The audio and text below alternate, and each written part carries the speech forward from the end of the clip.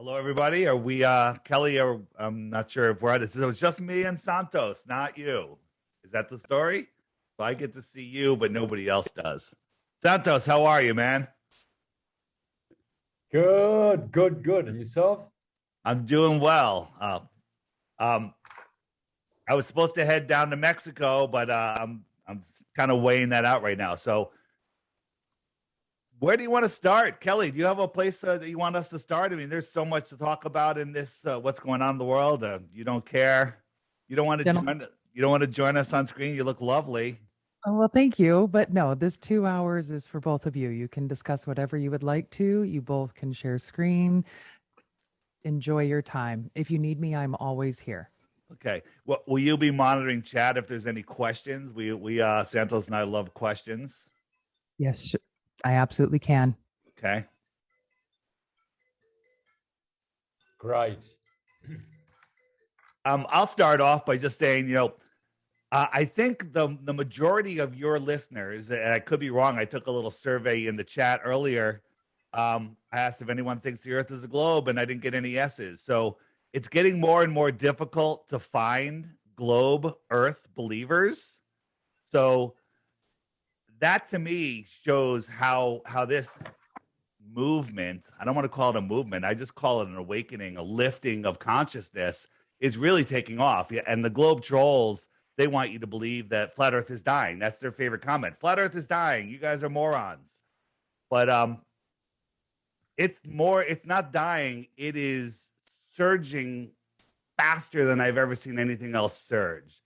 That's how I see the world. Maybe I'm just a crazy flat earther, but my heat map of people using the app is showing, when I went to Flattoberfest, which was the conference down in South Carolina, there was 171 people within a 50-mile radius that were blue dots.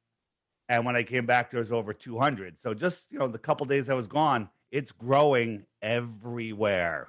Santos, how you feel about that? Oh, of course, it's got to return. The truth must return.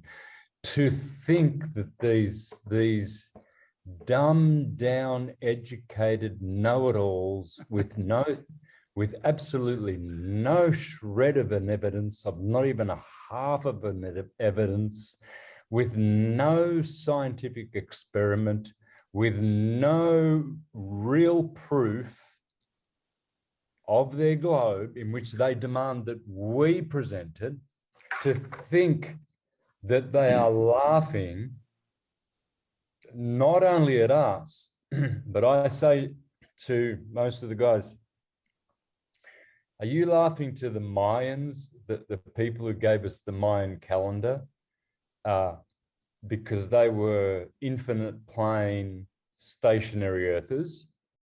Are you laughing at the Incas who built pyramids, the Toltecs, the Aztecs, the Nazcas?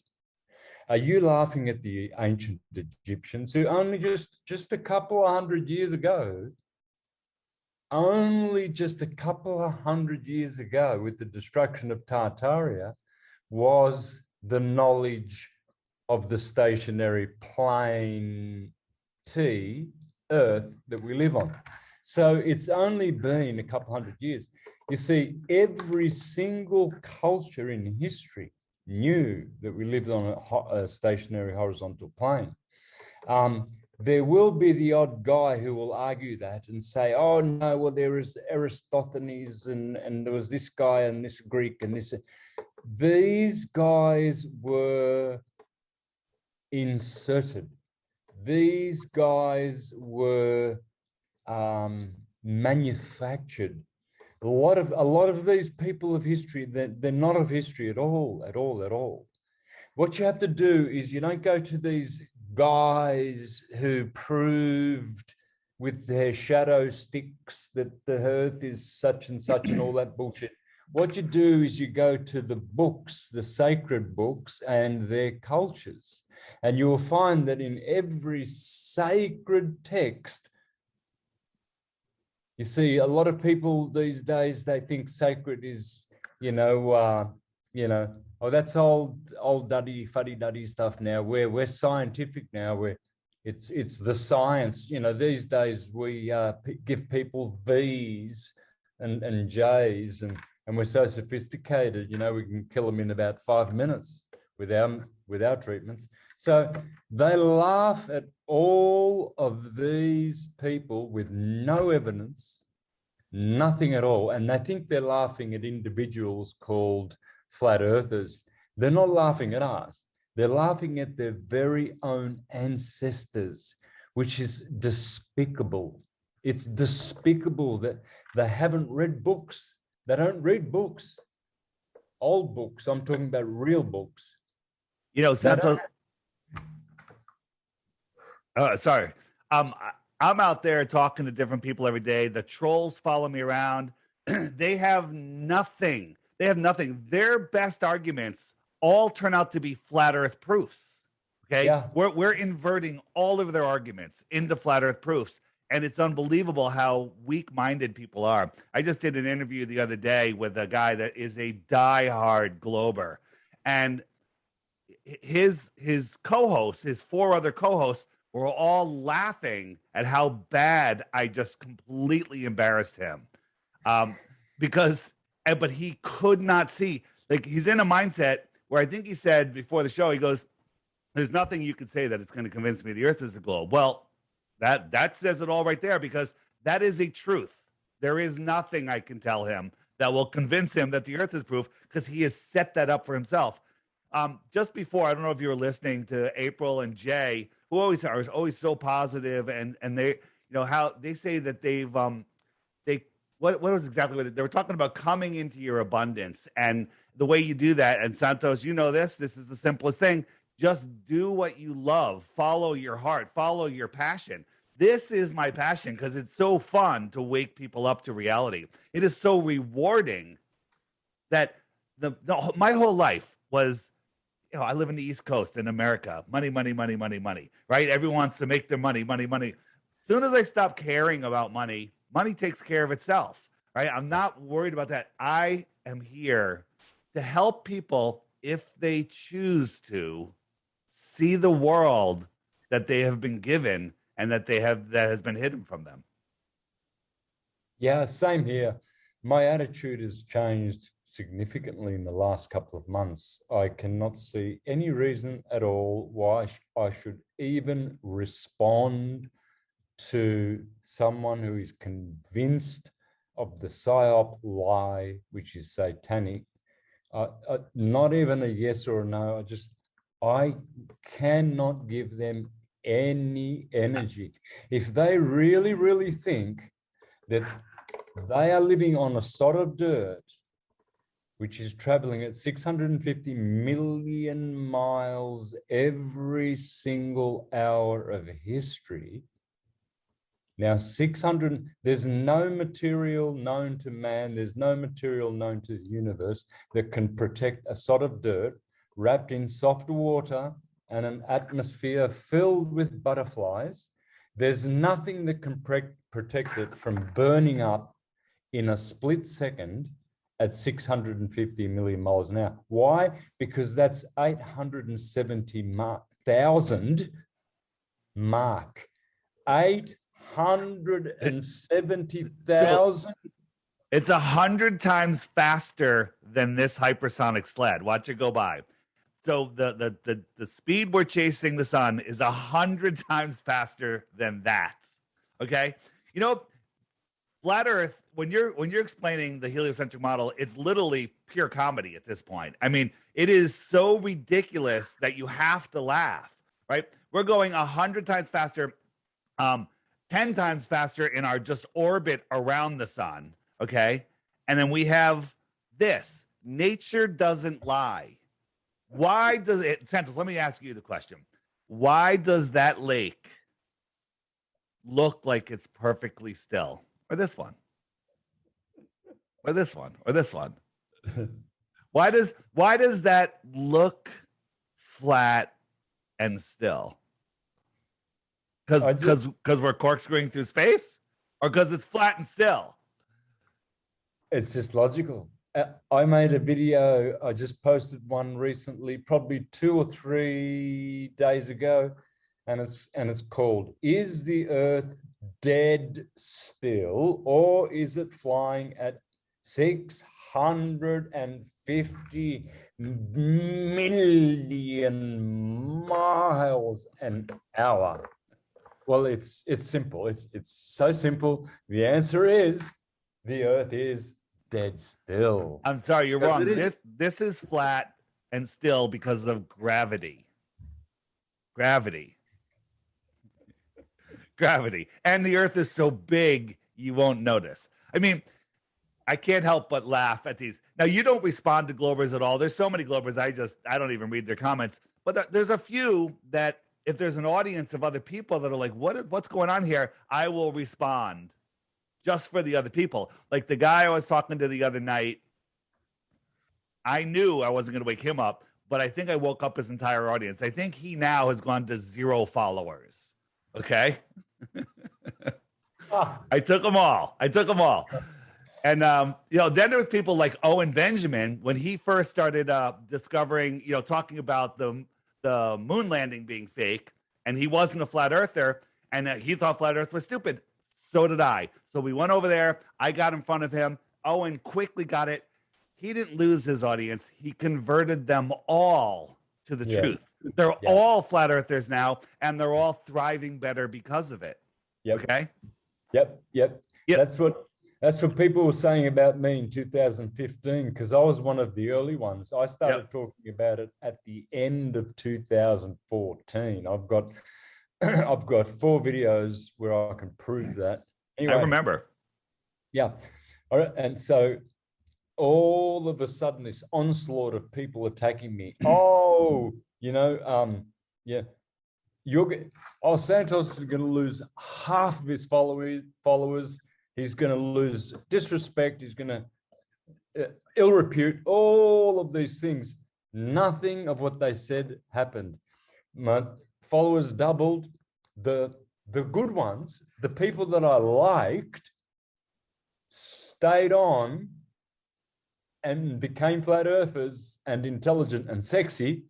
And all the ugly, rotten-headed, stinky people that I just thought were creeps, that I just tolerated because they would reach out, and all the ones that I just did not like, they all jumped off, and I've never seen them again. And it's just beautiful, because the flat earth came in and said, Santos, all these people that you think are just a bunch of stone motherless dumb retards, I'm going to get rid of them for you in an instant. Just watch. With one truth. And all the beautiful, sexy, intelligent, lovely, godly, amazing people, they stayed faithful, and they're still here. Santos, I just I was saying I went to Flattoberfest. Karen B put on a mini conference in South Carolina last week, and Paige and I went down there, and we were so excited to go. Paige has been looking forward to it for months, and we got down there. There was probably 400 or 500 flat earthers in this town now. Every single one, a lot of new faces. This conference had more new faces than any conference before, and every single person was just a fascinating person. Different walks of life, different economical statuses. None of that mattered. They were all awesome, awake people, and you could literally have talked to any person all day long, and you would not run out of things to talk to. So, again, there's so many things that are turning around on the Globers. They're like what do they say? They say, don't breed. Well, us flat earthers aren't doing this thing. We're probably going to be the only ones that can breed in the near future. Hold on, I lost my headphones. Exactly. Yeah. Because I can guarantee you one thing. Promise you. In the records of history, when we do the records of who got the V and the J and who didn't, you will find that there will be 0.1% flat earthers, and you'll find that it'll be 99.9999999 what I call upside down spinners. that get the V. You'll see. Because flat earthers just run rings around them like dolphins run rings around speedboats, and they laugh. They run rings around speedboats as fast as they can go, and they just laugh at them. They laugh. They even get time to sit and laugh at the speedboats. So that's what we are doing. And they just can't, all they've got left, there's only about four globe-tard trolls out there that are left that are still, that are battle wounded. They're like the knight in Monty Python. None shall pass. And he ends up with no limbs and no nothing, and he still wants to fight. And that's what they look like, these globetards. They look like that the black knight has got no limbs, and he's come back. I'll bite your legs off. Yeah, I'll give you an argument. What about the fart effect? What about the burp effect? If you burp in the southern hemisphere, it spins clockwise. And if you fart in the northern hemisphere, it just, well, I don't know what it does, but it sure does stink. And that's a theory, and that proves that we're on a globe. The fart theory. Yeah. That's it. That's all they've got left. I did a radio interview just yesterday. I aired it today. It's on my channel, DITRH, with most radio hosts. They're really horrible, because they just laugh. They've never really looked at anything deep. These guys were horrible, but they were starting to get it, and they were doing that nervous laugh. Every time I brought up something, they do that nervous laugh because they had no, then they change the topic. I just want to say to the flat earthers out there, easy. We were all in their shoes at one point. You have to give them just a little time. Just give them a little time. Remember, when you first heard about flat earth, I banned people from my social media for life, for even suggesting if I look at a video. That was me. I would say that was pretty close-minded. So let's all just take a step back and give them a break. But if they're out of control, then just hammer the hell out of them. But just remember, we were all globers at one time, including the great Santos Bonacci. Oh, thank God I saw the light. Thank God. For me, it was the easiest switch. For me, it was so easy because I was already using the true model, the Ptolemaic, astrological / biblical / Srimad Bhagavatam model. So not only did I have the Western astrology and tropic and East astrology supporting the system, it was also the biblical system. So I was using that all the time, the Jewish system as well.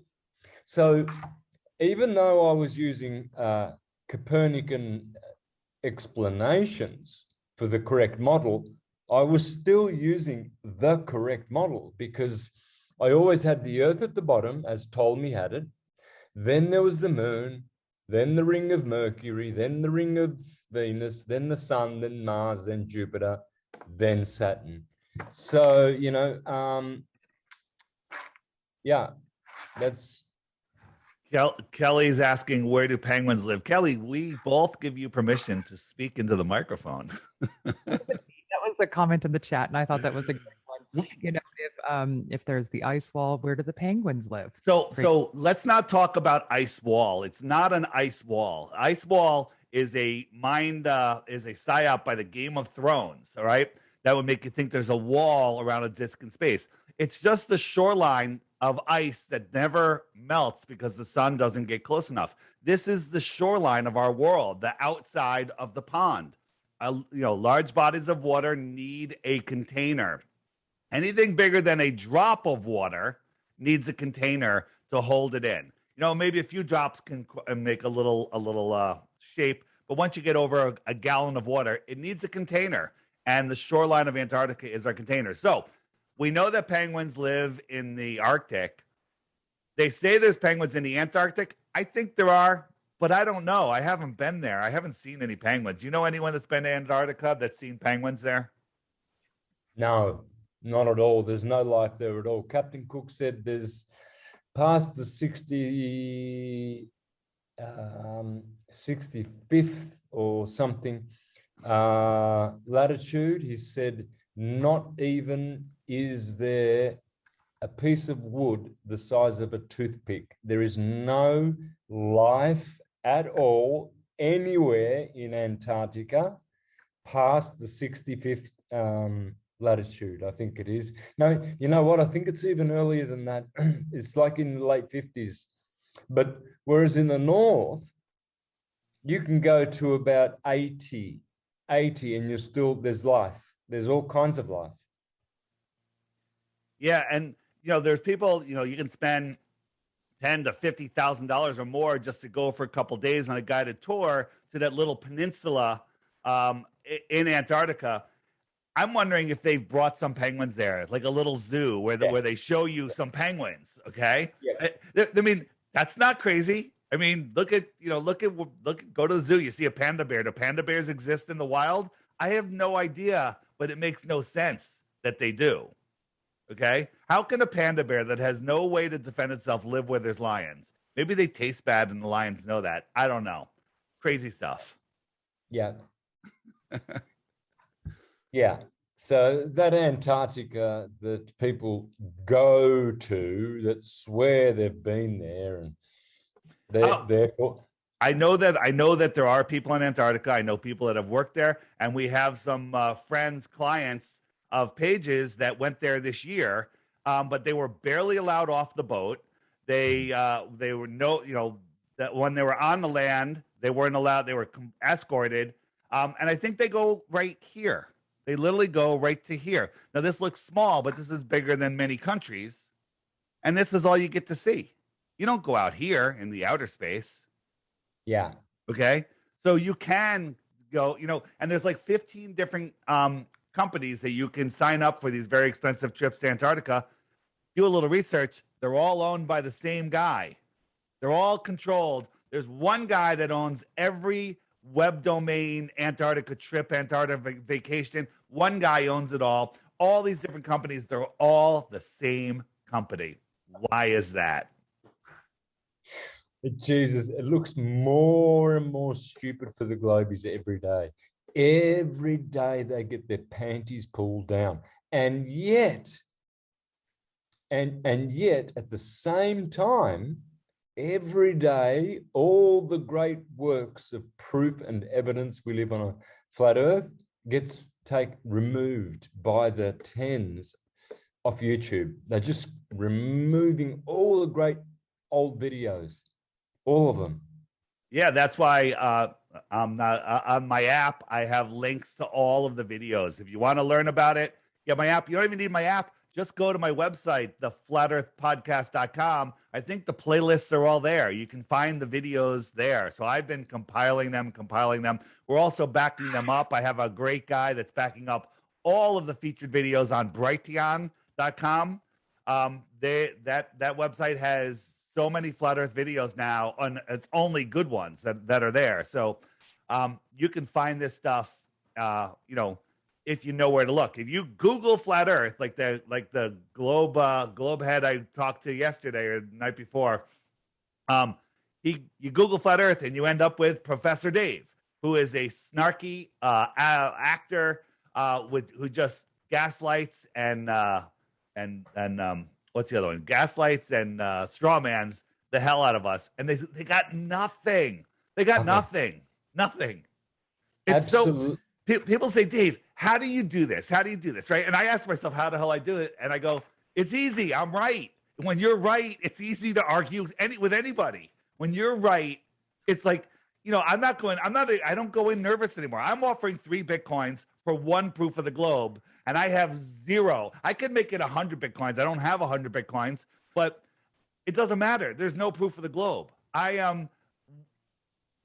There's no doubt in my mind whatsoever. There's no proof of the globe. Now, the construct of what the flat earth is, we're all figuring that out. That's something we're going to be figuring out for a long time. But the only thing that we know absolutely for sure, without any doubt or any possibility of a doubt, is that we're not on a spinning ball flying through a space vacuum. Ridiculous. 100%. It's provable not only scientifically, but even just through your senses. Science, this is what people don't understand. All of the scientific experiments ever conducted to prove whether the Earth is moving or not have confirmed that the ether is moving and the Earth is stationary. Now, when you look at the interferometer tests conducted by Sagnac and Michelson-Morley and Michelson-Gale, those interferometers, they were designed to detect any movement of anything dealing with light. So what they did when they conducted their test, each one of them concluded that there is one movement, and that is that something is moving at 15 degrees every hour. Every test that has ever been conducted in history when it comes to light proves that there is one motion, and that is 15 degrees every hour. So my question is, why isn't the orbit of the Earth detected 33 seconds every kilometer through the ether? Why isn't the speed of the solar system being detected going around the center of the Milky Way galaxy, which is 550,000 miles an hour? And then why isn't the greatest speed, which I mentioned earlier, 650 million miles per hour detected of our whole galaxy flying around the center of the universe? So there's only one movement detected, and it's always 15 degrees an hour of motion. Therefore, you cannot attribute that to the Earth, because if you say yes, that's the That's Earth the slowest speed that the Earth is doing. The spin then of the Earth is the slowest speed. Well, but it's only spinning. It's not rotating. It's not orbiting. There's no orbit. No, none of that makes sense. Polaris not moving. You know, when people say, "Oh, well, 40,000 years ago, Thuban was the star." Oh yeah, and then in another 40,000 years, it's going to be another star. But we happen to live right in the time where we're lined up with the Polaris, and for all of known history, it hasn't moved. That makes no sense. But here's the thing: you guys have seen my sun fade out video. Now, this is super zoomed in. It's from a drone. And I don't care if it's in focus or not. It's in the best focus that it can be. But the sun went down. It was moving and moving and moving. If the Earth was spinning, it would just keep on going. But it didn't. In 5 minutes, it went from up here to here, and then it stopped. And it sat here for 10 minutes. This is sped up like 2,500 speed. And it stopped going down. And it just went out of its ability to throw whatever it is it's throwing, the light, the electricity, its image through the atmosphere. This alone proves that we are not spinning because the sun stopped moving. Stopped. Game over. Next. You know what? And here's the thing. You just need one broken link in a chain for the chain to be completely broken, right? The globe argument is completely, there's no chain. It's gone. There's nothing. There's not one proof. How do globies respond to that one? Get a solar filter. It's out of focus. Learn how to focus a camera, right? So you know what I did? I filmed this a whole bunch of times, and to get it has to be literally below freezing. I have to warm my batteries up, warm my fingers up, and it has to be super clear. It has to be just at the right time. And it's really hard to get these. So one time I was like, all right, we're going to have it. The day is good. There's no chemtrails. And so I put a solar filter on and I sent it up and the sun went down, down, down, down. And it disappeared before it even got to the horizon. You couldn't see it. It's completely gone because they're blinded with their friggin' solar filter. I didn't swear, Kelly. And then it went down to the bottom. And I landed it, took the solar filter off, sent it back up, and there was the sun again. They want you to put blinders on that the government is willing to give you for free. So God forbid you look at an eclipse and maybe get a little information, a little upload, a little something. I make it an effort whenever there's an eclipse to stare at it with my naked eyes. I don't put anything over it. I am grounded to the earth, and I love it. And, you know, we're told in school, you know, they give all the school kids solar glasses, solar filters. Don't look at the sun. Look at it through a friggin' pinhole because you'll go blind. Well, how many people have gone blind from looking at eclipses? Nobody ever. Okay, there was like a one guy in like Thailand, you know, went blind. You know, 80-year-old guy. They say it's fake story even. But if looking at eclipses made you go blind, there'd be like millions and millions of blind people every time there's an eclipse. Yeah. Millions. Yeah. Gentlemen, we have a couple questions regarding also what is outside the ice wall, and if maybe you could explain like the foundation of the flat Earth and the firmament, just some subjects to think of. You want to start, Santos? So what's beyond the shoreline, ice? the shoreline of our world? We'll call it the ice wall shoreline. Wall says Game of Thrones. There's two sides to a wall. There's not. There's the cliff, which is a wall, and then there's the plateau. I don't know what's out there. I don't know how far it goes. I don't know if there's more water beyond it. I don't know if it's set up like this. Maybe it's 1,000 miles of ice and then another ocean with another sun. I don't know if it goes ring upon ring upon ring. I don't know if it does. It does. If I believe you, and that's my understanding. And if someone said, "Hey, let's make a bet," I'm betting on that. I just haven't been there. I can show you scientifically, and for all the listeners right now, I will give you the video that I produced, which proves conclusively that the electromagnetic universe and the flat Earth we live on is concentric rings that go out and out and out. And what connects them is ice. Ice is connecting the lands. So, and there are rings. And you will see that in a video I produced called Plain Earth is Scientific, Globe Earth is Not, on my channel, Mr. Astrotheology. You'll see the model that I use, the David Lapointe model, showing how the electromagnetic torus field first produces material coagulation at a certain, circumference. Then there's a void, and then there's more coagulation. Then there's a void. Then there's more, and it keeps going, and it continues. Now, Sir Captain George Hubert Wilkins, a Tasmanian historian and explorer in the 1930s, he said that he went 5,000 miles beyond Antarctica and found what you're showing on those maps there, David. He found lands 5,000 miles beyond what he called the Antarctic Ring. Sir Captain George Hubert Wilkins. And for those of you that don't know, there is a book called The Iron Republic, which is written by an ex-politician in the late 1800s who was fed up with politics and corruption and went to Antarctica he had a ship and a crew, and they had provisions for 3 years, and they found an inlet. They got kind of sucked into it. And then they came out of it and they were lost at sea. They couldn't figure out where they were. And they came across these lands out here. And it was called the Iron Republic.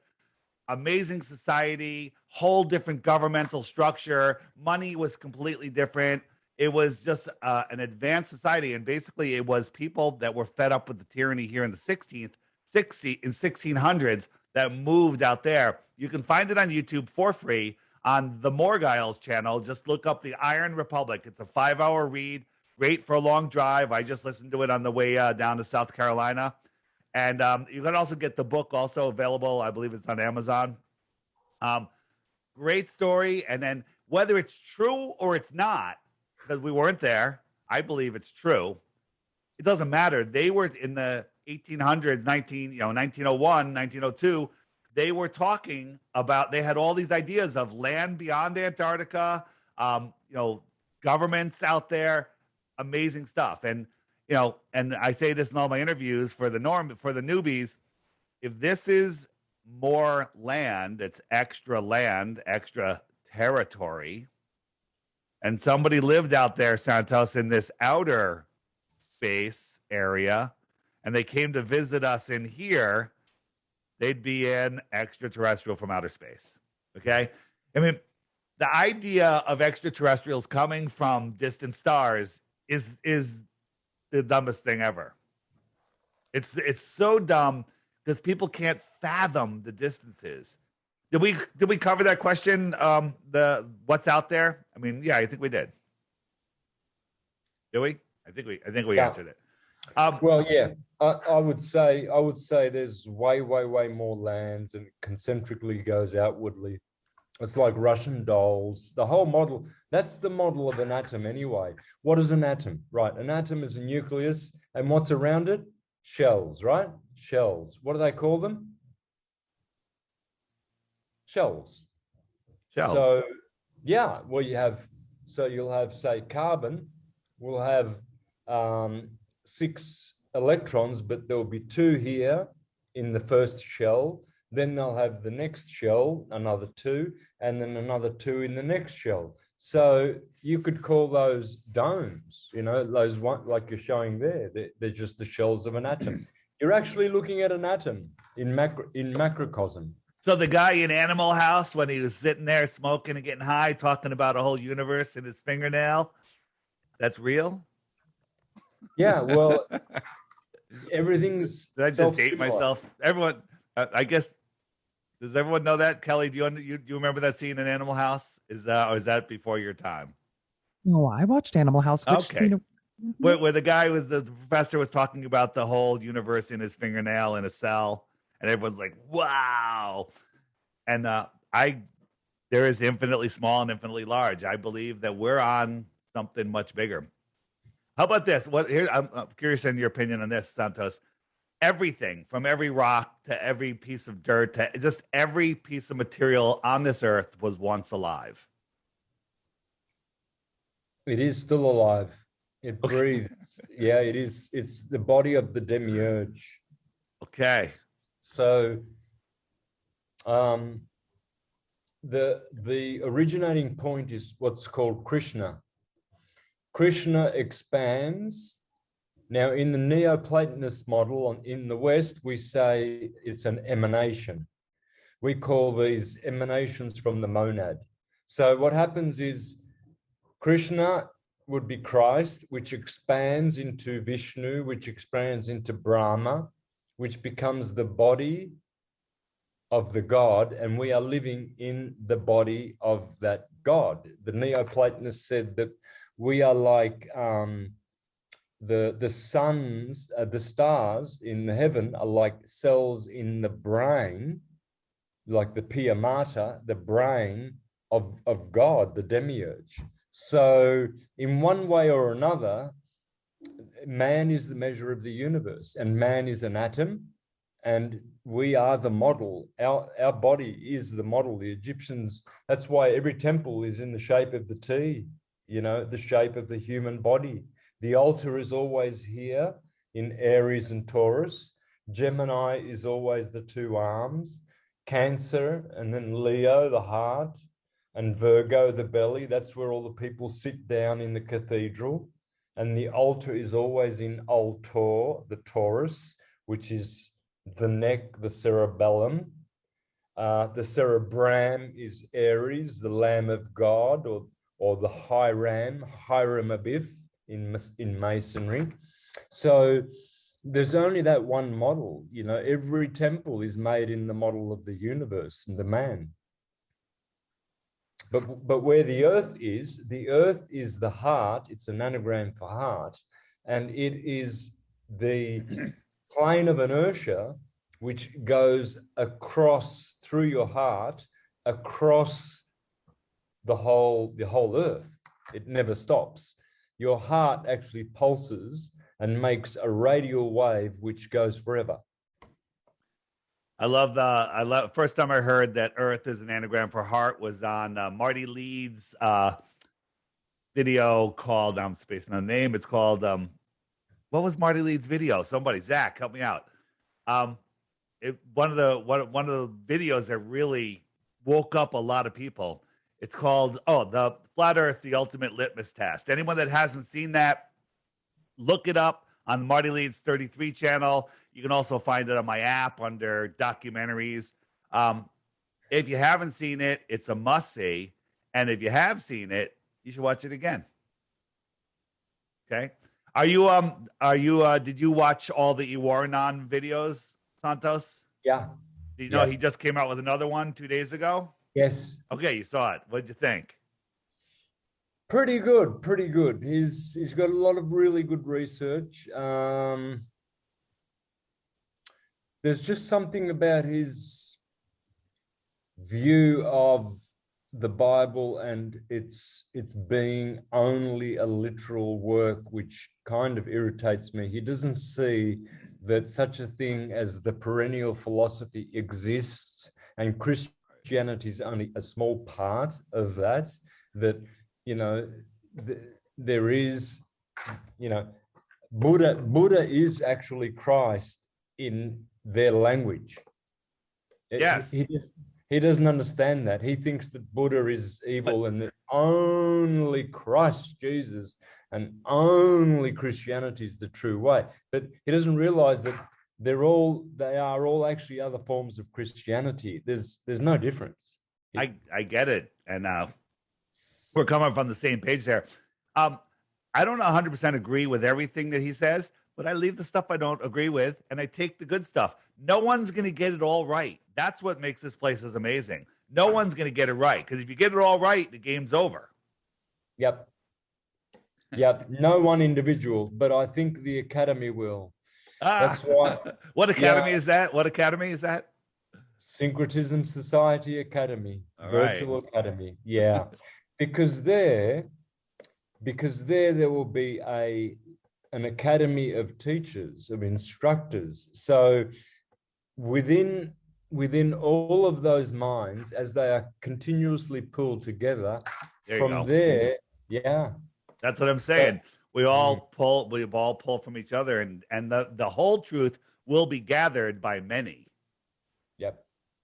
So yeah, that's it's such an exciting journey. Like, I look back at my normie life before I woke up to all the deceptions in the world, and especially flat Earth, and I'm like, I was happy. I thought I was, right. I was like, I had my job, and I watched my movies, and I drank my beers, and I had my season tickets to the New York Jets, and that was a disaster. But I had the normie life. I was just the normie, right? And I love going to movies. Now it's like going to a movie. The only reason I'll go to a movie now is because I want to see the predictive programming in it. Although I haven't gone to a movie in years. Just now I watch them not for their entertainment value, to see what baloney, I love to swear today, that they're trying to pull on us. Yeah, I know. Cute.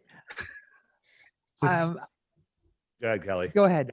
No. I have a question. Yes. Go ahead. Me, so to see what you see now that you missed years ago is just staggering. It's amazing. I've always been told the television is programming. It's mind control, and I'm like, oh, stop it. Gilligan's Island's awesome, and all this stuff. But now I look at it, it's all to literally take your mind away, right? And they don't want us to know that our thoughts create our reality. Kelly, everything you have in your life is because of the way you think, right? Santos, that the Synchronism Society came out of your expanded thoughts. Everything I have in my life, which is nothing I couldn't even have imagined, like, I didn't know how I would get here. I knew I wanted to be here, but the path to get here isn't the one I thought. But they have us in a globe which limits your thoughts. That you're that's it. There's nothing else to discover, Truman. It's over, right? And once you can expand beyond that, you start seeing, like, I've been trying to wake people up to all of the, the big events, Boston, New York, Connecticut, and everything else. And I figured that I called it exposing the big three. And I figured those are so easy to wake people up to, kind of. And once they wake up, I'm like, they'll start to see. And people wake up to them and then they go right back to sleep. They're like, oh, well, you know, the administration's changed. There's different people now, blah, blah, you know, whatever. But when you wake someone up to flat Earth, it's over. I haven't seen anybody, you know, there's like one or two guys that supposedly switch back to the ball, but that's not even the case at all. Nobody does. And everyone has a positive change. Now, it was tough when you and I started in 14 and 15 and 16.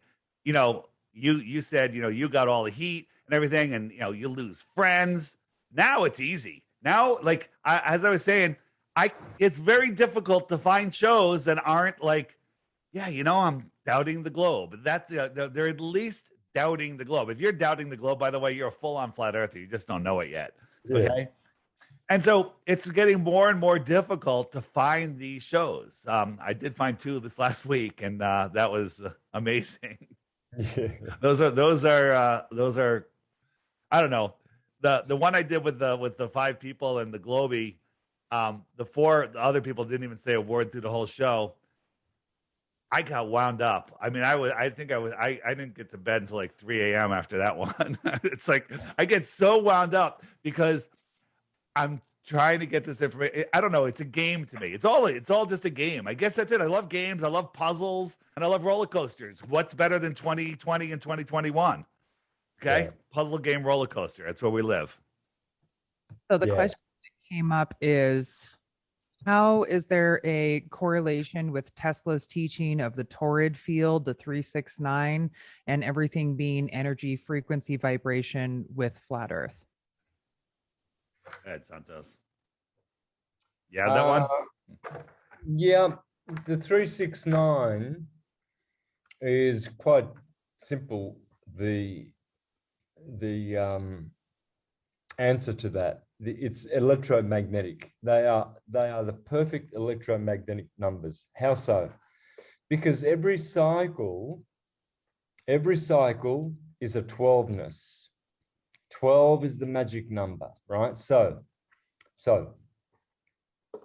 there are 12 musical tones in the universe. There are 12 cranial nerves.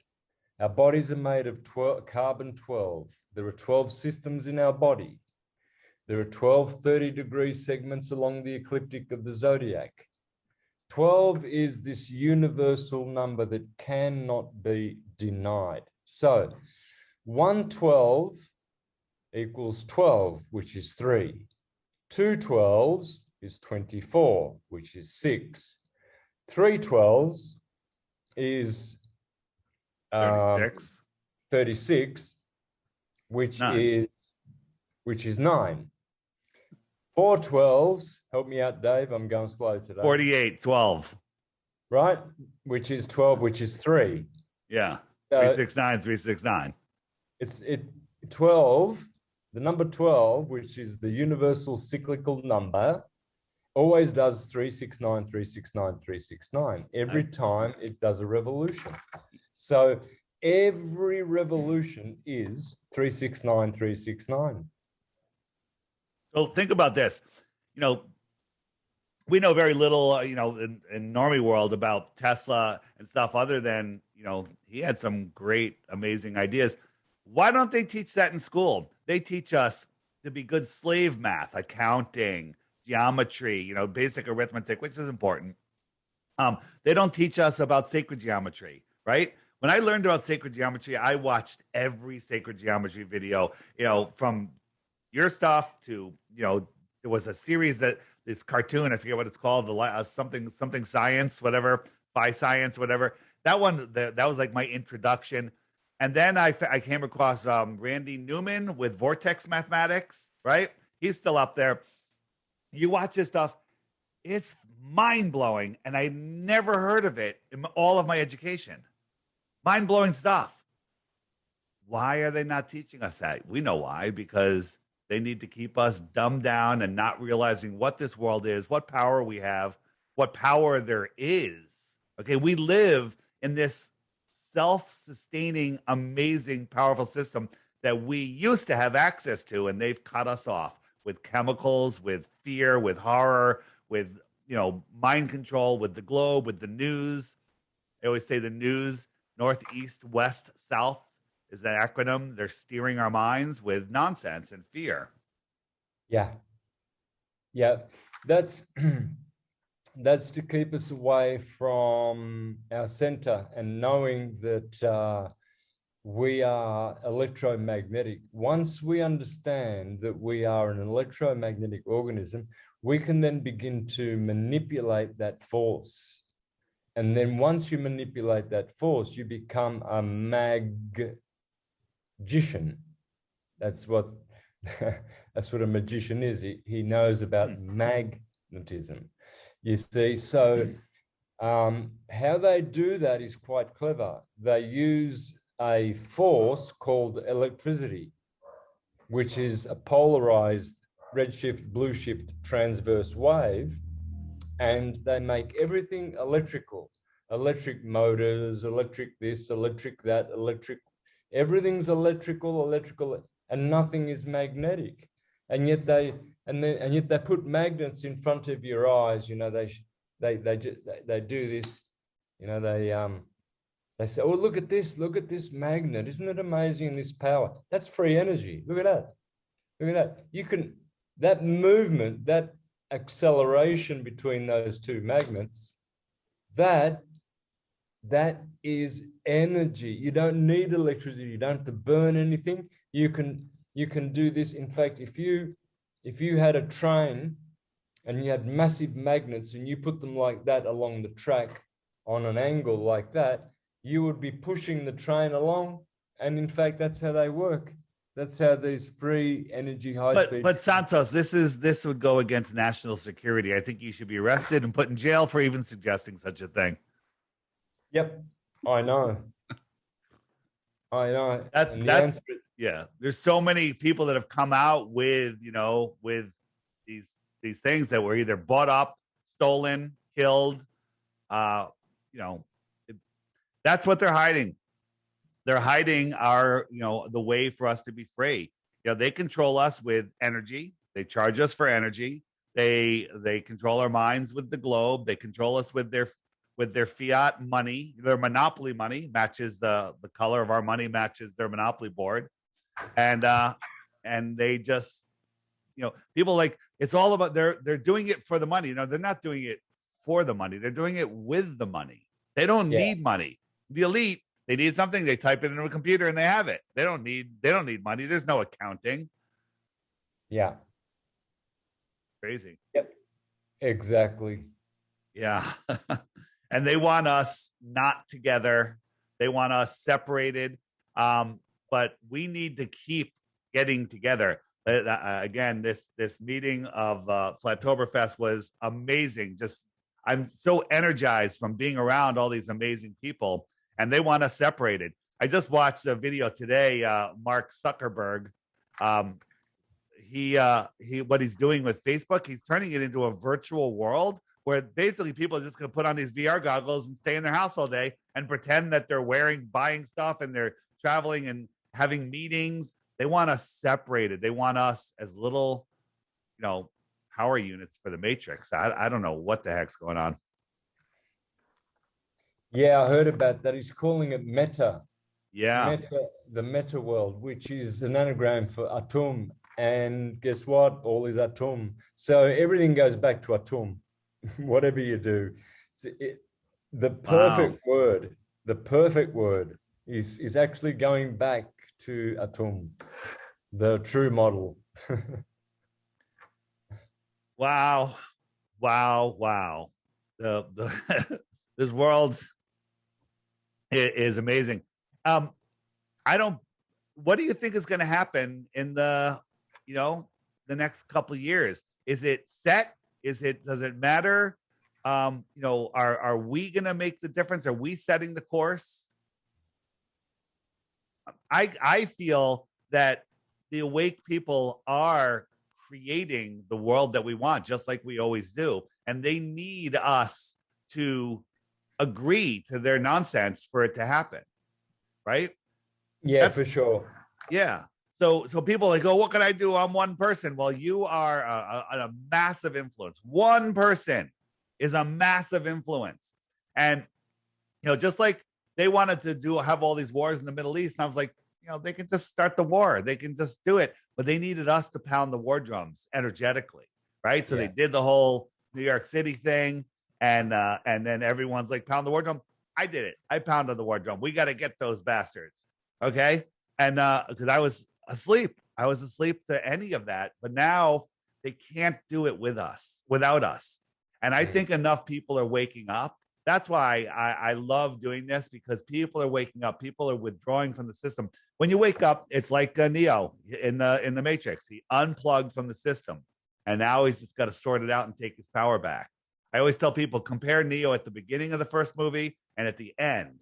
Put those two Neos together. You got one sleeping normie, lost, depressed, tired, powerless, and you have one guy that's taken back his power and sees the world. Yep. That's what's going on. People are waking up in their droves. So the king will expose that he has no clothes on, that he really has no power. The scientists, the pseudoscientists, the doctors, already people are starting to see through the doctors as well, that they are actually in the forefront. The carers, they call them, the frontline carers. They're actually murderous people. Some of them are murderous, and people are starting to see through them. Once they lose trust in their doctors and their priests are shutting down their churches. The Jehovah's Witnesses are starting to sell up all their kingdom halls. Wow, didn't they do a good real estate deal? Yeah. I think this topic, and I'm so happy that you are that the flat Earth is one of your top subjects to talk about, because people often say, Dave, with all the craziness going on in the world, why are you talking about flat Earth? And it's because it's the key to our freedom. You can't make proper decisions. You can't see the world if you're spinning out of control, lost in space, spiraling through an infinite, godless or distant God vacuum, right? You can't take your power back. When you plant your feet on the flat Earth, then you have you just from doing that, you get this incredible power. Yep. Right? So I just want to bring up, I'm going to share my screen with the map. I'll pop a link, the free link for anybody in the chat that wants to see it, just showing you where flat earthers are. Can you see this? So this is just a map of the people that have my app, that have actually created a username, which is like 25% of the users so far. There's flat earthers everywhere. Okay. We're all over the world, right? The places that don't show any dots, there's no people there, pretty much. Yeah. Zoom in. Let's go down. Let's see. You're down in Mexico. Let's see down here. And each one of these dots I think it can wake up a person every single day. Imagine that. How about one a year? I'm okay with that too. All right. But you could wake up a person each day. If everyone started doing that, it would be incredible. You're right here in Cancun, right? Yeah. Let's go to Puerto Morelos. There's me. We got a few people in there. There's people all over, down in even down. I did where am I? I did a radio show, a couple radio shows in South Africa, and all of a sudden there's dots in South Africa. So it's pretty cool. And I'll show you my favorite dot of all is right there in Antarctica. This is at, I think it's the Casey station. This map, wait, can I zoom in here? If I zoom in, it's literally in this hut. There's this, Casey station right here. There's a flat earther there. Okay.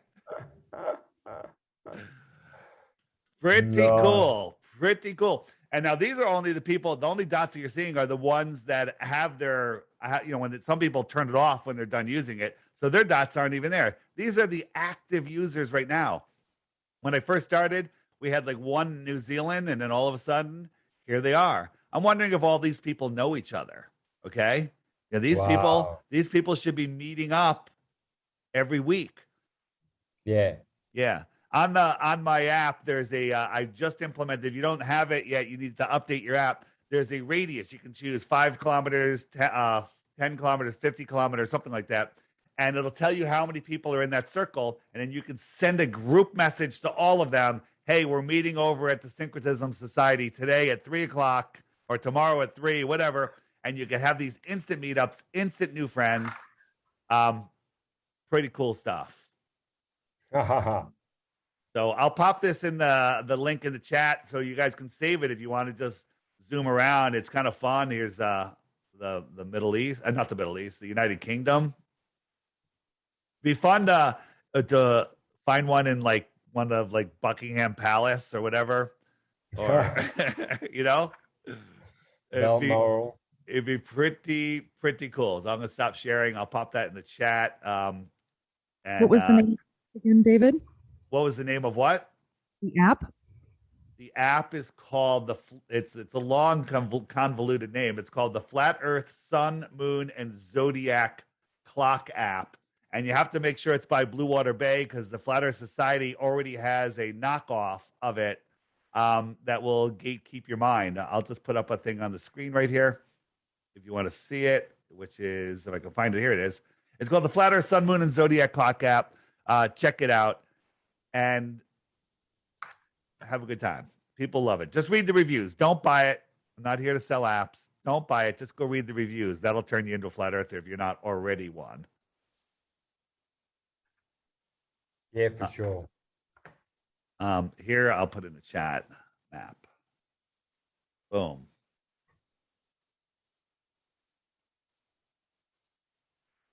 What else you got?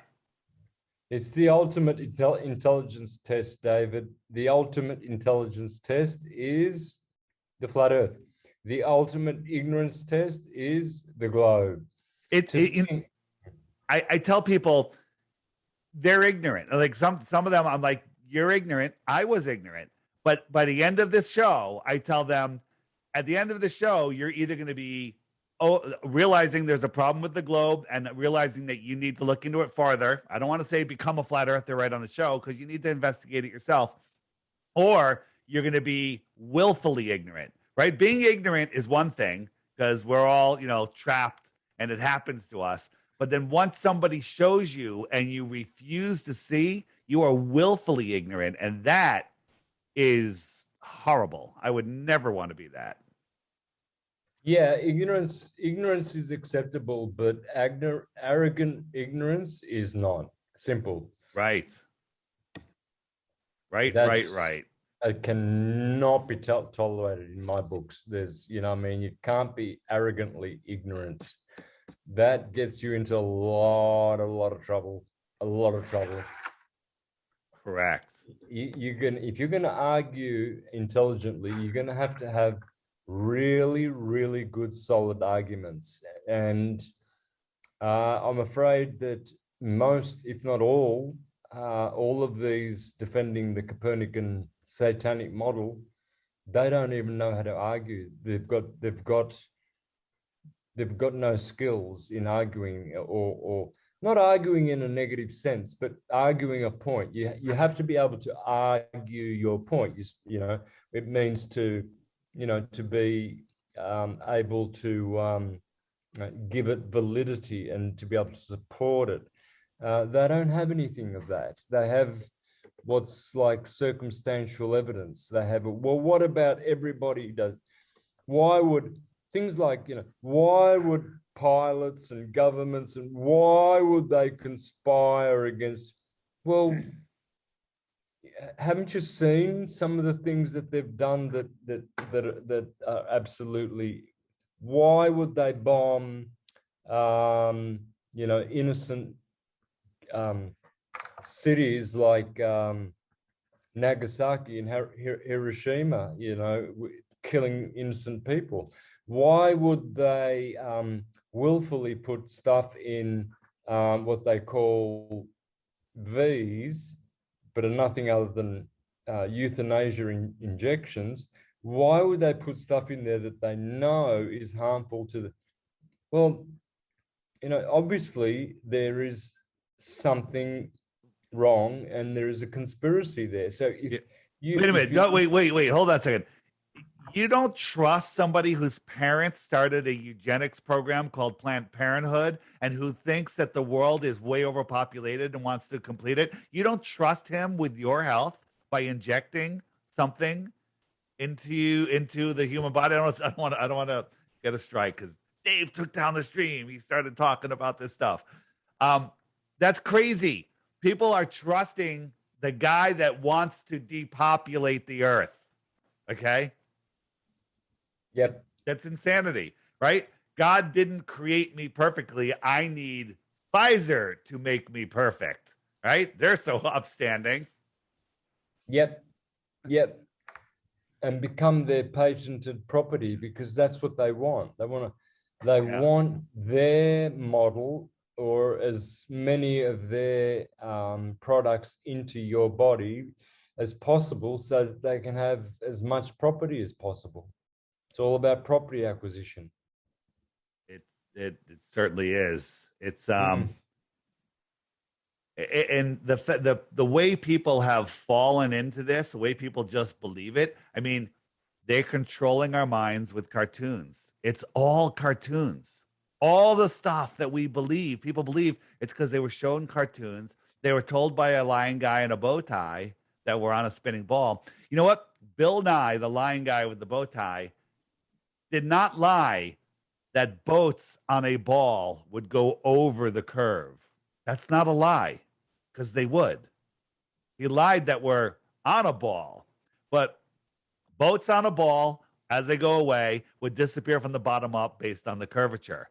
But they'd also disappear on the bottom up based on a flat earth with an atmosphere. Exactly. Right? So they're always telling us the truth. It's all about angular resolution limits of your eyes, right? There's a boat here. Oh, there it is. It's right there. But you couldn't see it before because it was just too small, right? Oh, I got a new image, and I've been looking for the perfect image. I had a video, but I accidentally deleted it. And it shows why big boats even disappear. Like the Globers will go, this is a small boat. The big boat in the distance, like this building here, the bottom few floors are missing. But one thing you got to look at, all of these balconies are the same size, the same height. But look, they get compressed. This is called atmospheric compression. Well, the Globers will say, well, that doesn't matter because the bottom 4 floors are missing. Well, if I held my finger right here and said I can cover my chin to my nose with my finger, you'd say, that's crazy. You can't. I can only cover the bottom of my chin. But if I move my finger out here, I can cover my chin to my nose. So these waves in the foreground, because the water ramps up to your eye level, will hide things that are getting smaller in the background. And I had a video. I got to try to film it again. It was, a little wavy day, and a boat was going across, and the boat looked like it was underwater. Like the back of the boat was completely underwater, but you can see the water for miles and miles and miles beyond the boat. So that's not behind a curve. That's behind what I call the wave front edge. The wave front edge. If I could find it while I'm talking, that would be wonderful.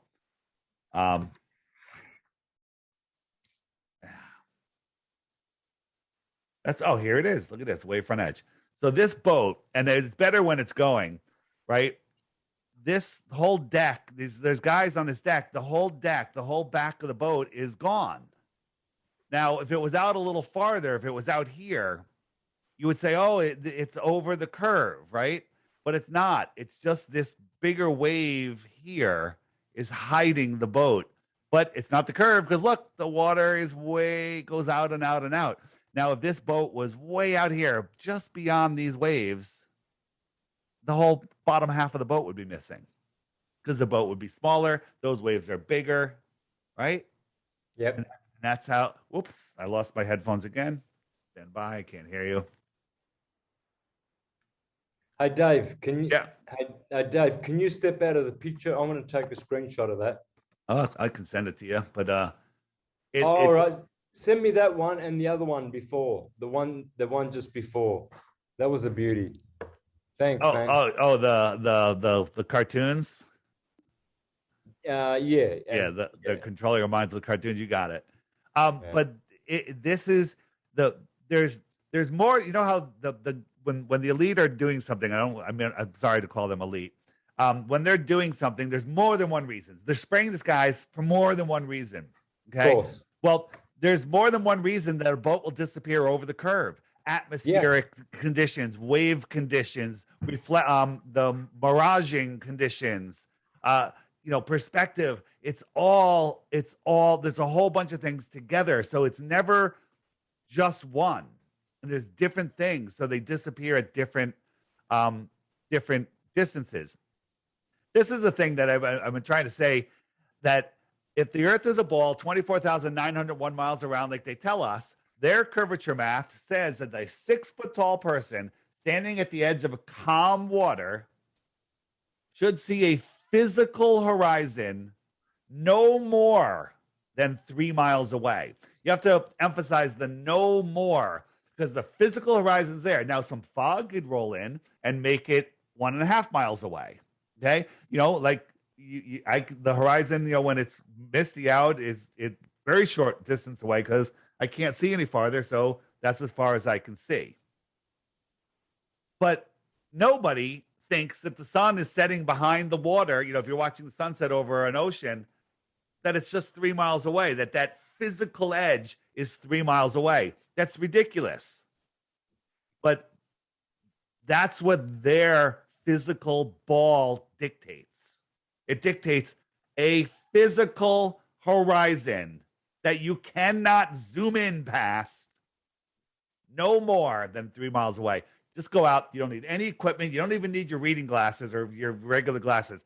Anybody, even a blind person, can see farther than 3 miles. You can see a boat. You can see a buoy. That's it. Not a ball. Yep. I used to live on the on Port Phillip Bay in Melbourne. And I used to look over and I could see Geelong from the beach. That's what, 30, 40 miles. I could see it right over there, the whole bay, all of it, all around the whole bay. This is a curved hallway. We'll flip it over, pretend it's the Earth, right? So this is a physical horizon. So if you walked over here and walked down there, you would disappear from the bottom up. Bill Nye was right. Okay. And then I could zoom in with the friggin' Hubble telescope if that was even a real thing. And I couldn't zoom in past this physical barrier, physical horizon. We can see too far. We can see too far. It's over. It's over. It's over. And why is it, besides, the foundation of your world was set up to be a globe? I find it fascinating. I'm looking for anybody that has kids going to kindergarten, first grade. Are they still giving that worksheet out? That one of the first take-home worksheets is the orbits of the sun, the moon, and the Earth. Oh my God! Yeah, that's one of the first worksheets kids are given. And I'm curious if I remember getting that, and I remember trying to figure it out. The moon goes over the sun. They want us to believe that the moon is going one way around the Earth. We're going the other way around the sun. They make it so confusing that the mind can't figure it out. But look, every sun, moon, and stars, all the stars, the sun and the moon, all rise in the east, set in the west. But one of them's going the other direction. It just looks like it's going that direction. It's ridiculous. Absolutely ridiculous. It's ridiculous. Absolutely ridiculous. They should. Yeah, my one of my favorites is, so the moon is orbiting around the Earth, right? The sun is holding on to the Earth with its gravity, right? It's grabbing the Earth. Yep. So when the moon comes around back towards the sun, how come the sun's gravity doesn't speed it up or rip it away? It should speed it up, and as it comes back around away, it should slow it down. Yep. Okay. The three-body problem, the world's best supercomputer can't model three bodies orbiting each other. It can model two, but it can't model three. Are there more than three bodies in our heliocentric, nonsensical solar system? Yes. Yeah. But somehow we can predict where they're going to be for centuries. We know exactly where they're going to be. And people long before us knew where they're going to be. If you the Antikythera mechanism proves that, but Globers don't want to talk about that, you know. No, exactly. No. What I find amazing too, Dave, is that on January 4th, what they call perihelion day, the sun is 5 million miles closer to the Earth in Capricorn on January 4th than its opposite, July the 4th. July 4th is none other than aphelion day, which is in sun and moon terms, it's perigee, apogee. So we know that every elliptic orbit has a perigee and an apogee, right? So perigee is when it's closest to the other body. Apogee is when it's furthest. So when the sun is furthest the Earth, it's in Cancer on July the 4th, aphelion day. The opposite, January 4th, perihelion day, it is 5 million miles closer to the Earth. Now, if gravity existed, as they say, and that bodies say 5 million miles, wouldn't we be risking every single year that our Earth is just going to be sucked into the sun because we're 5 million miles closer? It's only like 6% difference, though, Santos. 6%. It's not a lot. Oh no, it's not really. Okay, yes, that's right. That's right. You know, and the Earth is so big, it's hard to move it out of it, you know, where it's going. It's so big, and you're so small. So we're wrong again. Yes. When I was a Jehovah's Witness, we used to say, "Oh, isn't Jehovah so wise that he put the sun and the Earth at the same distance so that we wouldn't get too close and we'd get sucked in, or too far out?" 93. He chose 93 million miles, our Lord Jehovah, the God of the universe, the creator. Thank you, Jehovah God, for making the Earth exactly at the same correct position so that it won't be thrust out into outer space, or it won't be burnt, sucked into the sun by gravity. Perfectly not. And yet there is a differential of 8 million miles between the Tropic of Cancer and Capricorn, and that does not affect gravity. Think about this also with the distances of the sun. So you can go out. Well, you're in Mexico and the tropics, so screw you. So because I'm not, all right. So no offense. But here in Connecticut, we go into the winter, and everyone's vitamin D levels drop because they can't get much vitamin D from the sun, right? But in the summer, I can go out a couple hours before sunset and grab a lot of vitamin D. When the sun is over there, low, I can grab a lot of vitamin D. I'll get tan, right? I'll get color, right? From that low spot. In December, I can go out at noon when the sun is pretty damn high in the sky, clear day, can't feel the heat, not getting any vitamin D. I'll get whiter, and in December, we're 3.5 million miles closer to the sun. So I have a more direct angle. I'm 3.5 million miles closer. I should be loaded with vitamin D. In June, 3.5 million miles farther away, the sun is lower in the sky. That tilt supposedly causes seasons. I can suck up all the vitamin D and get some melatonin into my skin. There, it's over. The globe is ridiculous. Seasons prove the Earth is not a spinning globe with a tilted axis. Absolutely. Oh, absolutely. It's the first thing. It's the first thing. And that little slight tilt, it would just, it's impossible for it to work, especially with aphelion and perihelion day. The opposite would happen, because in Cancer, the sun is furthest away from the Earth, and yet you're roasting your tits off in the northern hemisphere. And in Capricorn, the sun is really, really close to the Earth, and you're freezing your tits off in the northern hemisphere. Yeah. Another thing, David, that is so easy to debunk is the moon as well has an ellipse, an elliptic orbit around the Earth, and the differential is 30,000 kilometers. So the moon can be 30,000 kilometers closer at any given time in its orbit to the Earth than at any other given time. So 30,000 kilometers. Now, if it was all gravity that kept the moon right there at the right spot away from the Earth, because her orbital thrust is pulling her away, but our gravitational pull is sucking her in, why, with this 30,000 kilometers of differential, why isn't the moon also getting sucked in?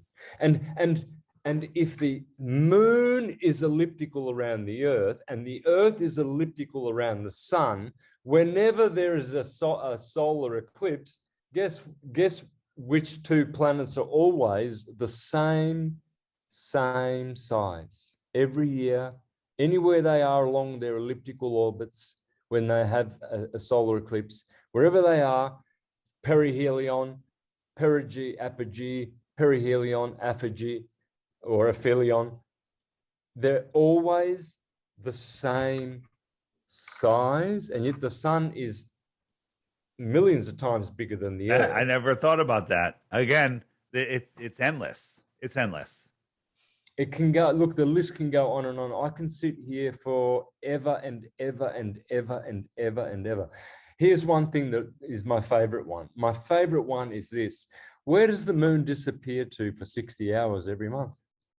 Yeah, during a total solar eclipse, we should be able to see the moon with our naked eyes, and no one's ever seen it. No one has ever seen it. Yeah, but apart from that, the moon is being eclipsed every month. People don't realize. That doesn't have to be a total eclipse. Whenever the moon is within 15 degrees of the sun, it disappears for 60 hours. It takes an hour. It takes 2.5 days, 60 hours, 2.5 days for the moon to transit a sign.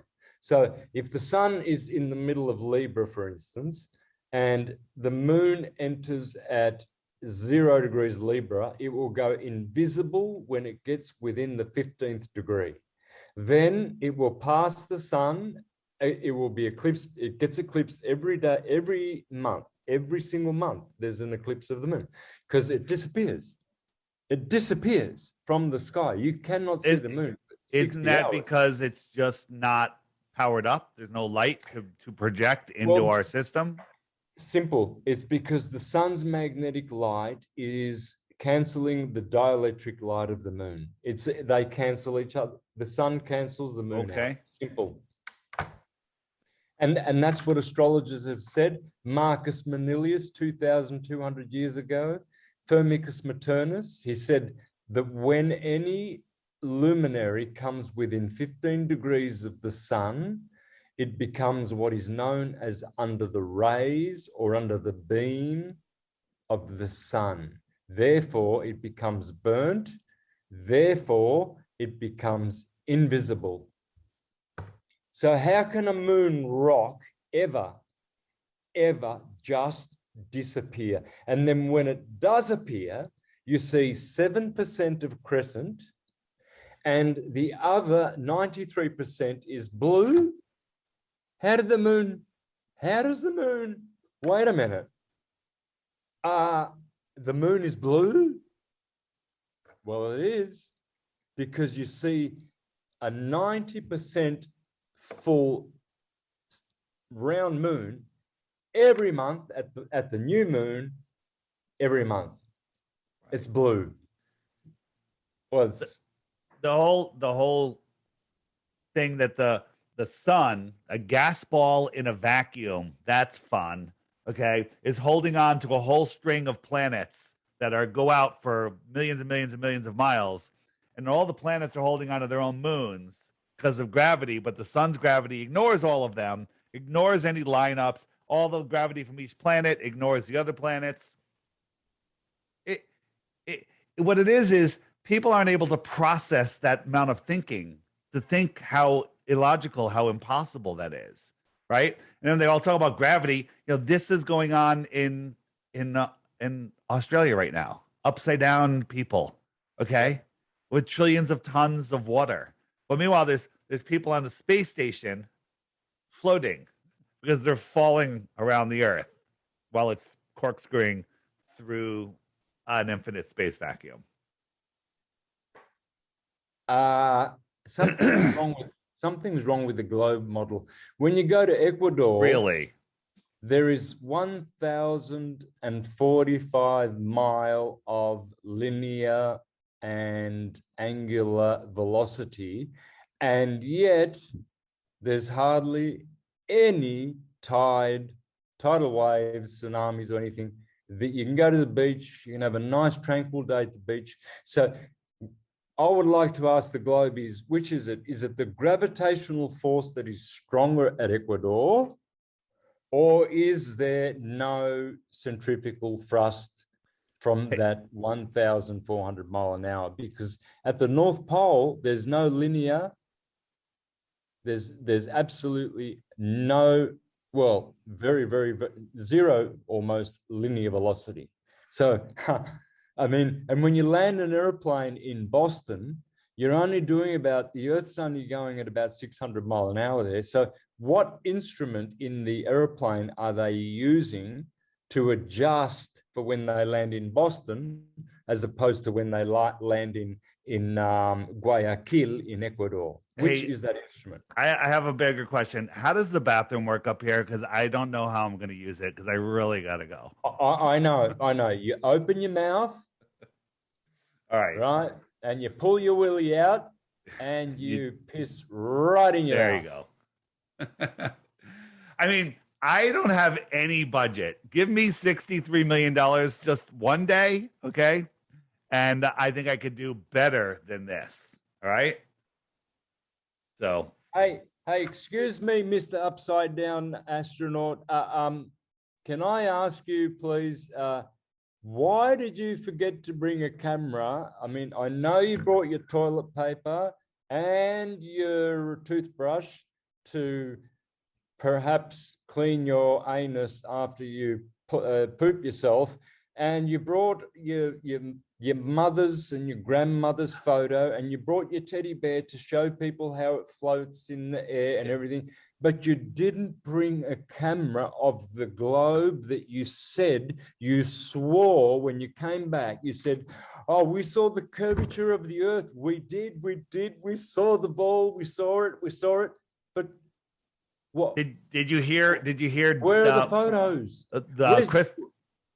Chris Hadfield was talking to William Shatner before he went up on that fake rocket ship, fake going up on it, and he said, whatever you do, enjoy the experience. Don't try to film it.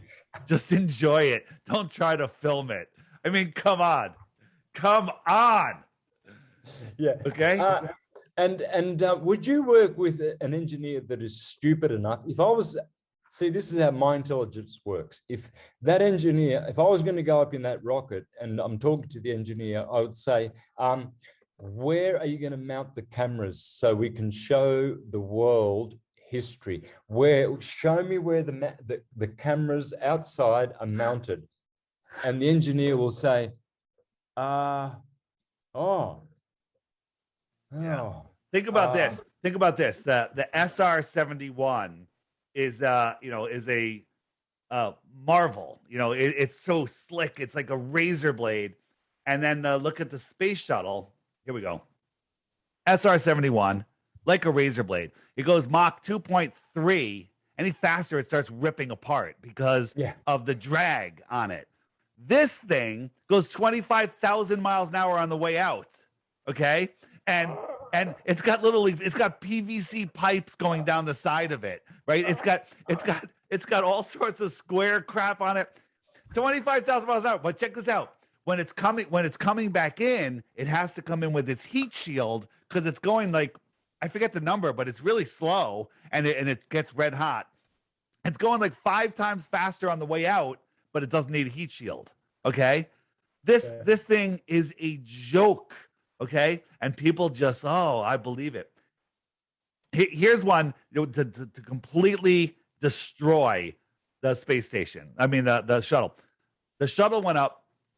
It dropped this 40,000 pound empty tank. It's falling back to Earth. It's going to burn up before it hits the atmosphere. The guy filming this is on the shuttle on his way to space going 20,000 miles an hour up. This thing's falling down. He's got some hell of a zoom. Now watch right here. Watch carefully. See that piece of paper? Okay. That shows you how fast this thing is going.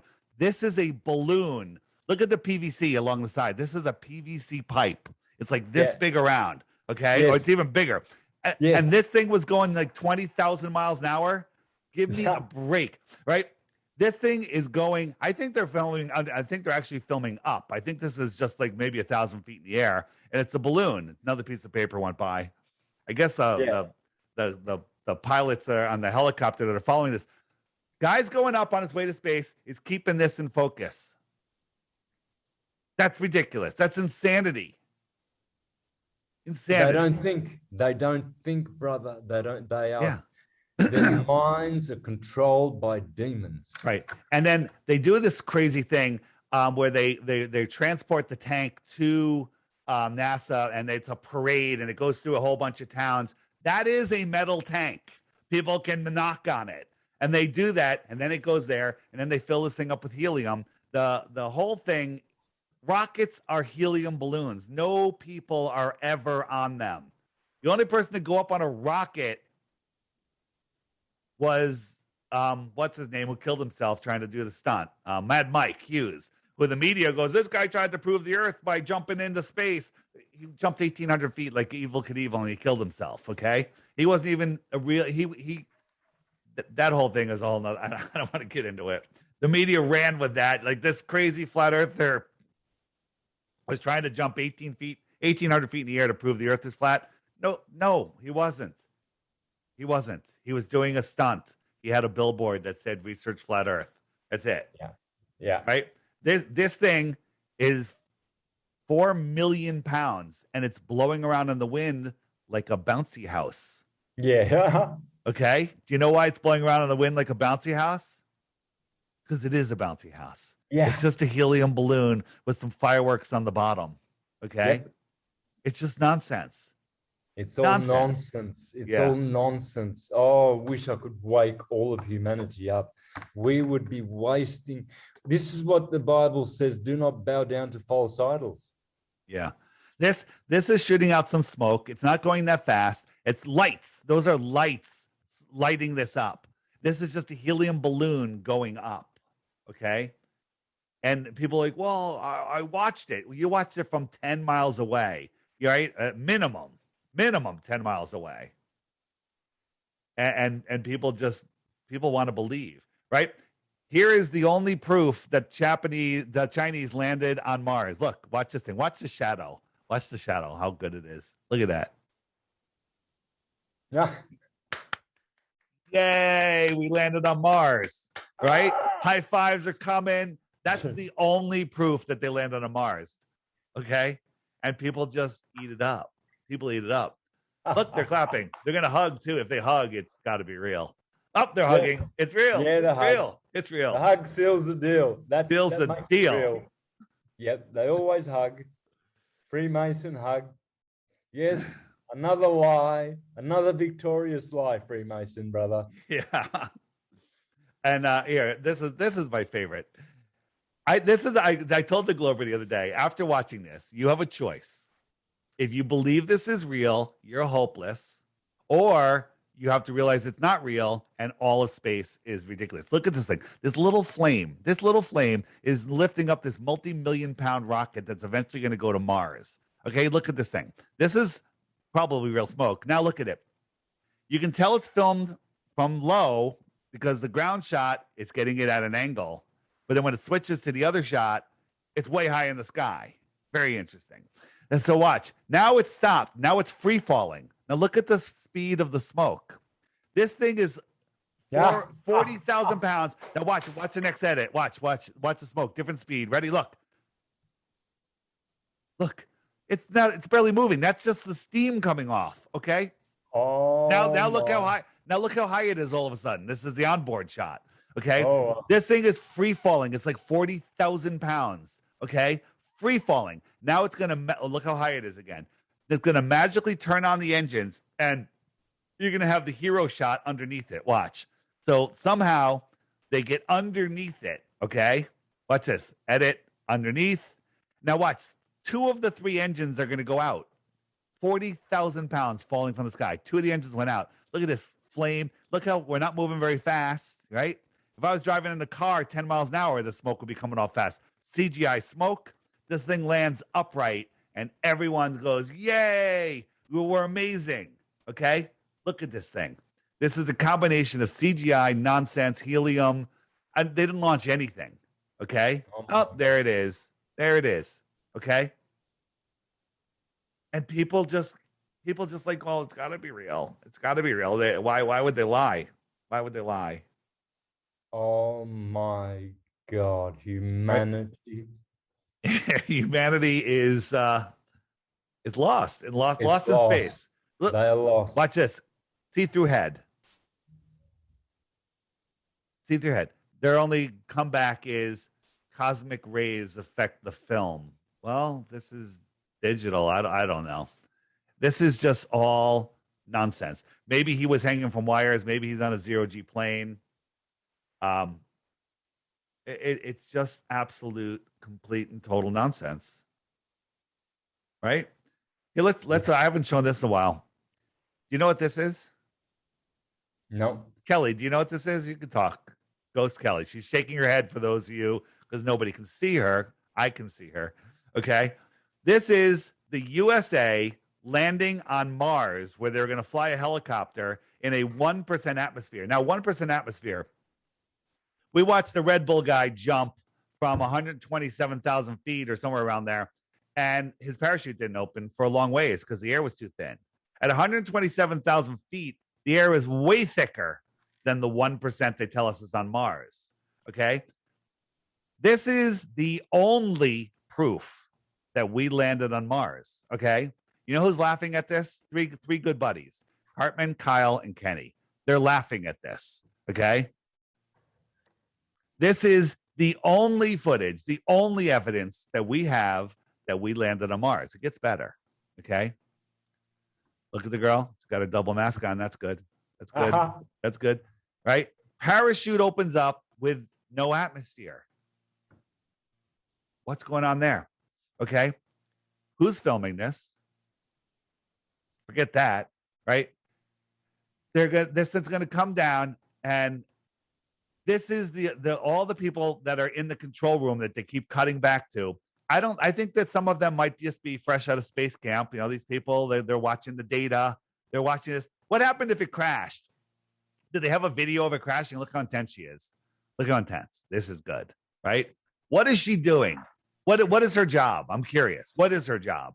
Look at this. We got a target now on the ground. Look, target. Wait a minute. Let's confirm that it landed, and we're going to see some high fives. Are you ready? Are you ready? Everybody, everyone at home, I want you. We just landed on Mars. Get ready. Watch this guy. Everyone getting ready, standing up, cameras. Yes, we did it. High fives. High fives. Yes. They landed on Mars. Look at this. Clapping. That's all you need to do to make people believe.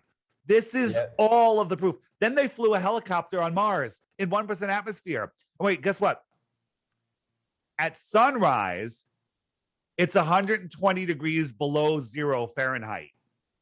At high noon, it might only be 20 degrees below 0 Fahrenheit. Okay?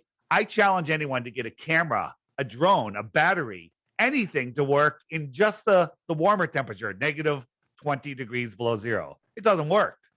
Okay? They're flying drones with electronics, transmitting batteries, everything on a dusty, dirty Mars at 20 degrees below zero at the high. That's the high for the day. Are you frigging kidding me? Nothing would work. Nothing. I encourage anybody to go to Jeranism's channel, Jeranism, Jeranism. If you haven't seen this, he has a NASA comedy hour. It is way funnier than what Santos and I are doing here. He goes through NASA. He lives in California, so he might smoke something, and then he does a NASA comedy hour. It's the funniest thing you've ever seen. It's the funniest thing you've ever seen. There's a couple episodes. Go check it out. And show it to your kids. Show it. Oh, no, don't show it to your kids. There's a little foul language in there. Right? Unlike this clean show where we don't say anything bad. Look, and we landed on what's that, Kelly? I said, and that's a first. Yeah, it is. It is a first. Yep. Nasha, the serpent liar, the serpent deceiver, the beguiler. That's what NASA means. Yeah. And they put the serpent's tongue right there. They show that it is the false prophet of the Bible, and the false prophet misleadeth the entire inhabited earth. And look at these three false prophets sitting there, and you can tell they are as guilty. Would you look like that if you just came back from the moon? Would you even wear a suit? Why the F would you be wearing a suit? Wouldn't you be wearing like... Wouldn't you be wearing like a, something casual and going, hey, man, I'm just happy to be home. Guess what? The moon was like this and it was like that. I don't remember seeing stars. We didn't see stars. We didn't see stars. I never looked up at the stars. Are you kidding me? Check this out. Santos, when you're flying in an airplane, Kelly, you too, you're flying an airplane and you're getting near your home airport and it happened to fly over your home. Have you ever done that? You ever flown over your home and you see your home? What do you say to the stranger next to you? Hey, that's my home. That's my home. You tell everyone on the plane, that's my home. The guys on Land on the Moon never once go look at the earth. Never once said, look at the earth. Okay? They should have been swearing up and down, holy effing whatever. Look at the effing earth. Holy crap. Okay? That's all that would be coming out of my mouth. Right? Yeah. And not once. Not once. Not once. They were guilty of the greatest crime, deception. Yeah. They were guilty. They are liars. But wait, these guys are all liars? Are you saying these guys are all liars? Oh, yeah, absolutely. Absolutely. All of them. Deceivers. Yeah. Satanic, demon-possessed deceivers. Soulless. Yeah, soulless. These are sellouts. These are the most animalistic kind of human suits that you can possibly witness. Be careful, because many, many, many people you think are human out there, they are not. They are not. They're demons. Yeah, I totally am on board there. Totally on board. The world is crazier than even us truthers realize. Okay. Yeah. It's way, way crazier. And that's how they get away with it. They've convinced us that stuff's crazy. Oh, you mentioned, they're spraying the skies. Come on. Now they admit they're spraying the skies, and now on YouTube, you can't even say that the weather is not what they say it is because you get deleted off of YouTube. That's exactly right. Yeah. Crazy, crazy, crazy. Hey, dudes, I've got 2 minutes. I'm going to be heading off to my live on Syncretism Academy. So any listeners that might be interested to come over? Well, I guess we're losing Santos. So, Kelly, you have to take his place if he leaves. Yeah, so in about 5 minutes, I'm gonna jump out. No worries.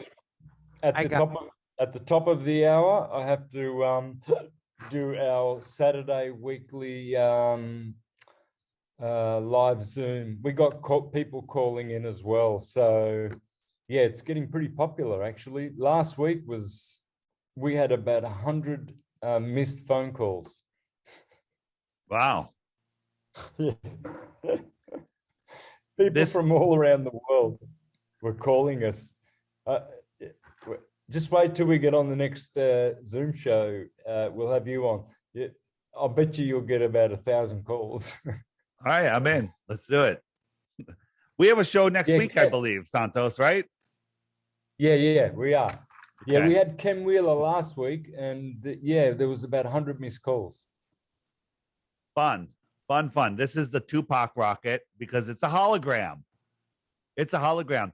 We were looking at I don't know if they were satellite shots or whatever of NASA of their launch site, and we saw this equipment, or maybe there was just some photos on their website, and we're like, what are those spotlights? And we zoomed in on spotlights, and we got like a serial number or a company name, and we looked it up.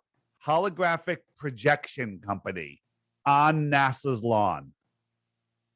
Why they have a holographic projection equipment on their lawns? Right. I can think of one reason. For sure.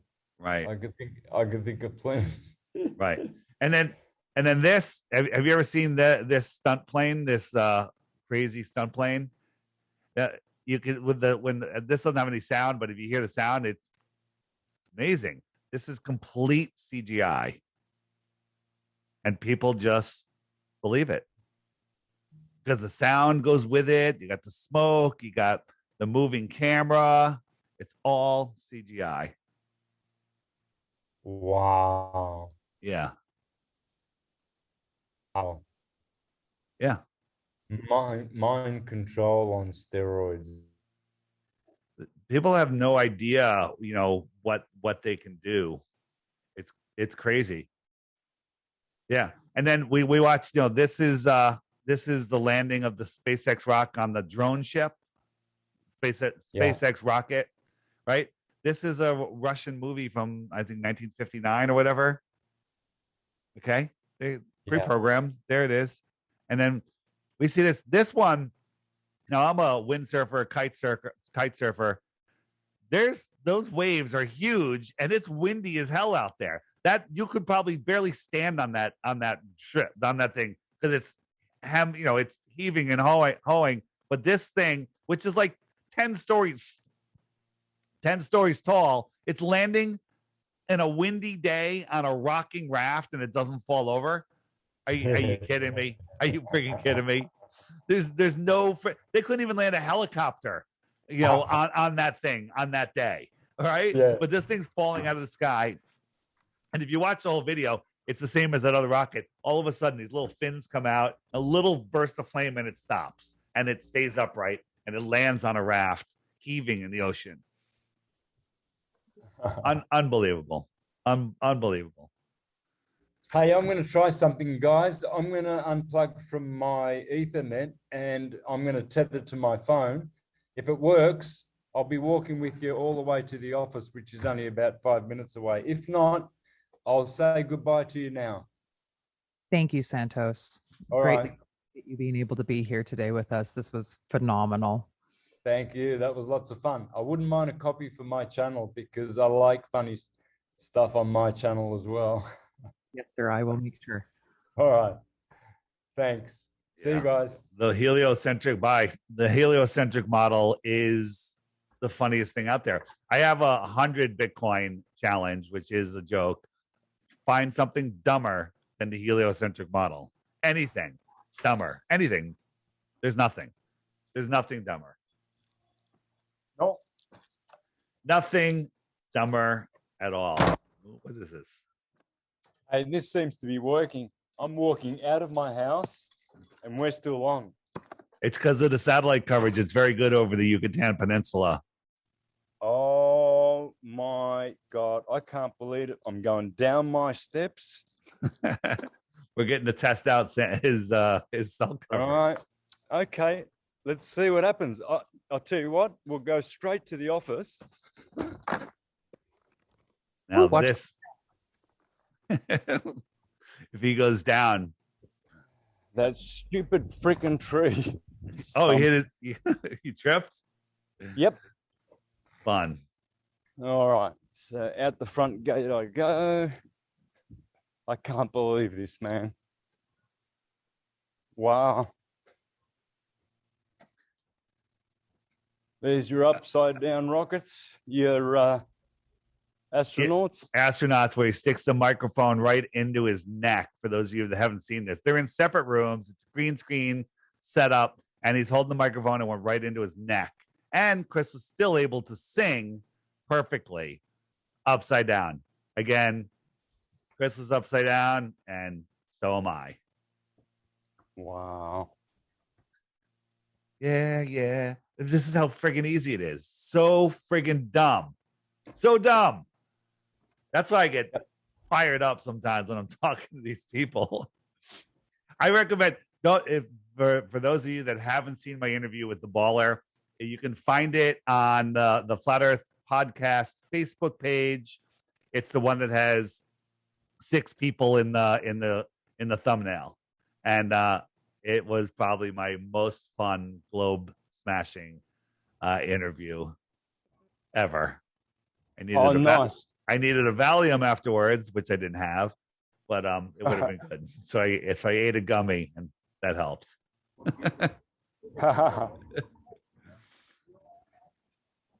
So I'm about 1 minute from the office, where you will see Daniel and the crew, where we will do our live podcast. How can people find your live podcast tonight? So synchronismsociety.com. Okay. Become a subscribe member.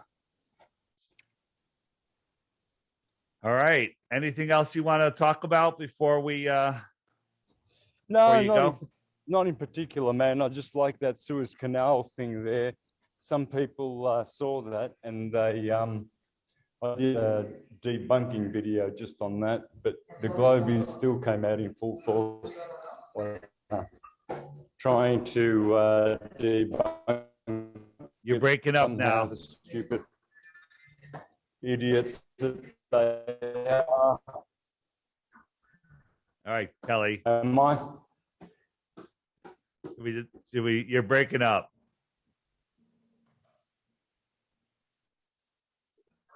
All right, we can call it if you'd like.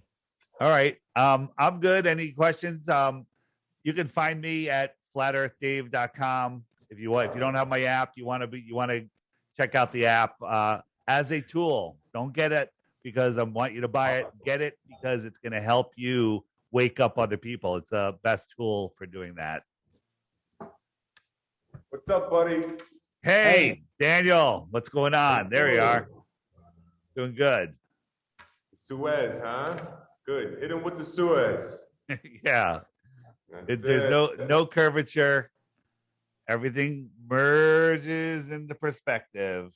And you can zoom in and see it again. Merges, zoom in, see it again. Hey, we're about to go live in 5 minutes.